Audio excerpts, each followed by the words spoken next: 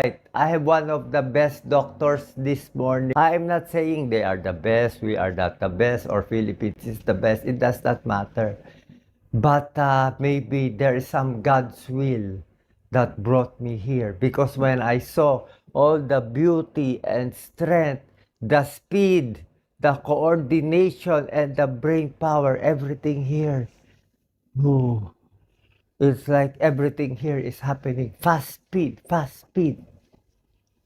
Here, in 2 days, they will get all your labs ready. On the third day, they will kill the cancer.